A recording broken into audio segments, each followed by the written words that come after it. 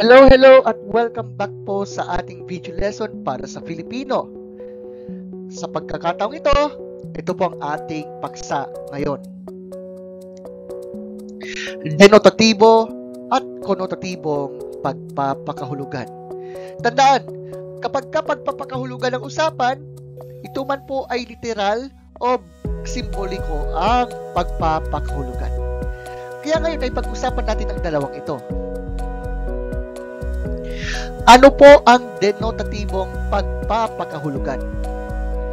Ito po ay tumutukoy sa mga literal na kahulugan ng mga salita na ating matatagpuan sa diksyonaryo. Kumbaga, ito ay talagang literal na meaning.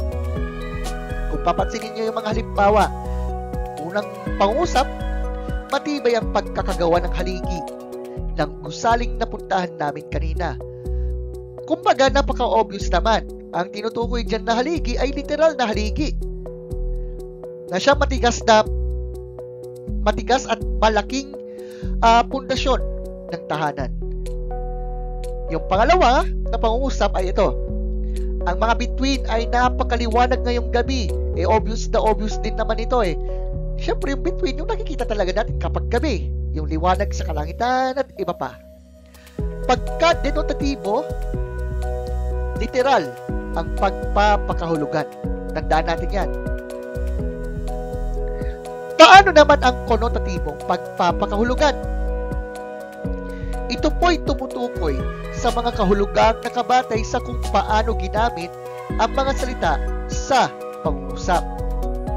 Ito ay ang sariling pagpapakahulugan ng nagsasalita. Kung papansinin natin po yung salitang haligi at between.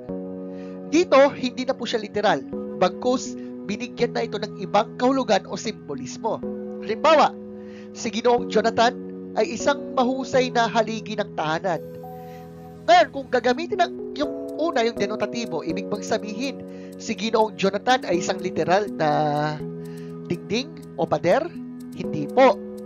Ang punto dito, sinasabing si Ginoong Jonathan ay ama ng pamilya. Siyempre, kamusta naman yung salitang between dito?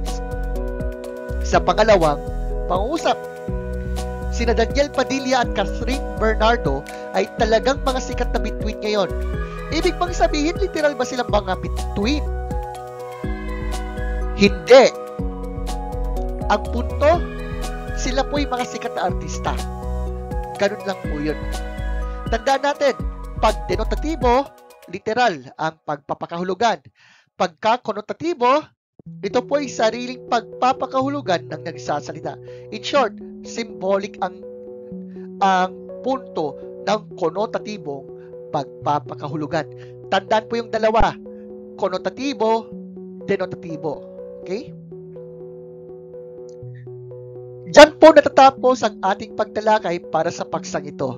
Nanawa ay meron tayong natutunan may kinalaman dito. Kaya maraming salamat po ulit sa mga tagapakinig at nawa ay may natutunan tayo may kinalaman dito. Yun lamang po, magkita-kits tayo. Pasensya na po sa aking dila, okay? Na medyo nautal ako ng counting ngayon, okay? Muli, magkita-kita tayo sa susunod na video lesson.